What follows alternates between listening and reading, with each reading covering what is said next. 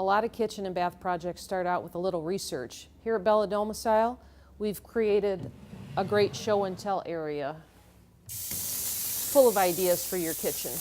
We have a lot of things that you may have never seen before. This is a steamer. Great for boiling shrimp, spaghetti, soup. You can melt chocolate in this. Can operate as a double boiler or a crock pot. But you may have never seen one before. How about a drawer microwave? Great application if you don't want things up high on the wall, or maybe you've got issues with reaching. There it goes. Corner cabinets have come a long way. This is everyone's dreaded enemy, the blind corner base, with a new update.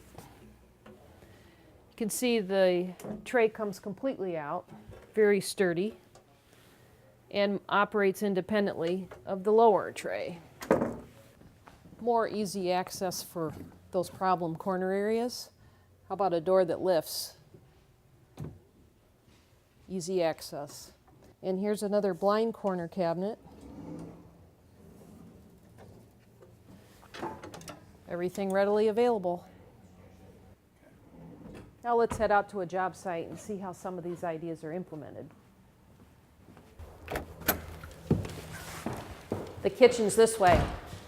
It's worth mentioning at this point that the kitchen remodel often includes the flooring, a change of the flooring in adjacent areas to the kitchen. We're pretty much here at the end of the demolition phase. The cabinets, the countertops, the flooring, the trim, it's all been removed. There's a lot of design considerations that are involved when remodeling a kitchen. Let's start at the window. It may not look like it, but there's a lot going on in this space. One of the things we think about is the window large enough? Do we want more light getting into the kitchen? If we do change the size of the window, if it gets bigger, it's usually not a problem, but if it gets smaller, we have to think about what's on the outside of the building and how that's going to be affected. The location of the window. We've got plumbing here. Obviously there's, and some duct work as well. Does it make sense to move that, or is it in a good location for the client? Then we've got switches and plugs. Do we have what's required? Do we need more? Does the client want more? In this case, we're trying to eliminate the switches as much as possible. So one thing we're going to be doing is putting the garage or the garbage disposal switch in the counter with an air switch to kind of get a nice clean look against the wall. That'll be one of the things that we'll be doing. Next week we'll be installing flooring, and after that we'll be ready for cabinets. Today we're going to take a look at some of the recently completed detail work that will be covered up once the cabinets are installed. All right, so talking about some of the preparation when this wall is removed, we do have some appliances that are going to be on this wall, and this particular stud wall is going to support a counter that they'll be able to sit at. You can see that there's some power that's required by code, outlets and so forth, but we have a couple of appliances that'll be in this particular wall too. This is for a drawer microwave, and this outlet is for a wine or beverage refrigerator. This wall is narrower than a 2x4 because we're trying to maximize the amount of seating space. So this is only going to be a 2-inch wide wall, but it will still be sufficient to support a quartz countertop when we're done.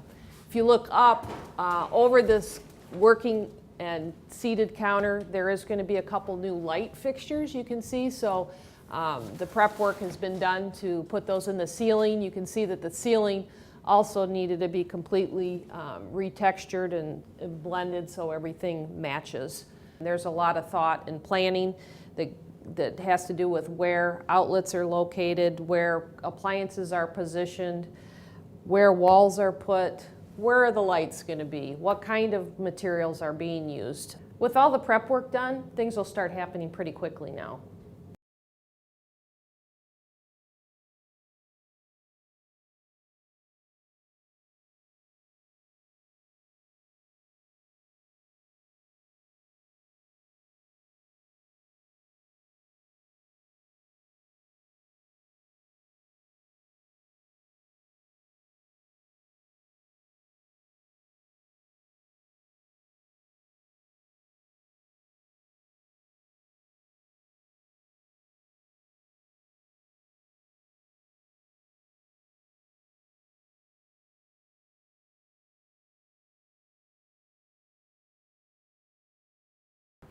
Here we are in the completed kitchen. There's all sorts of things to see in the finished product here. We've got a under cabinet beverage refrigerator here with a glass front, and something a lot of people have never seen is a drawer microwave. Because there's not a lot of upper space in this kitchen, this is a great way, even if somebody's tall, it's easy to access. You'll notice there's not a lot on the counter here.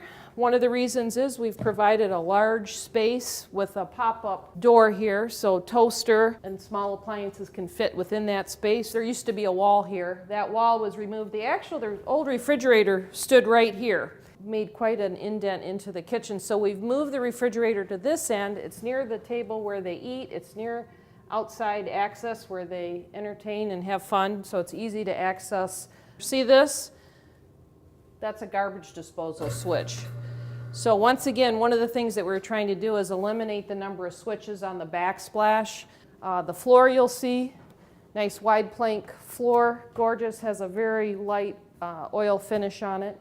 It's a nice balance to all the very smooth textures of the countertop and the painted cabinets. So it's nice to add that element of a little bit of texture within the space.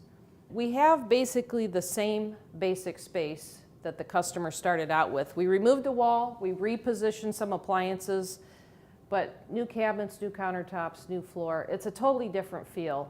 It's just a very calming, everything's got its place, everything's put away. It feels great.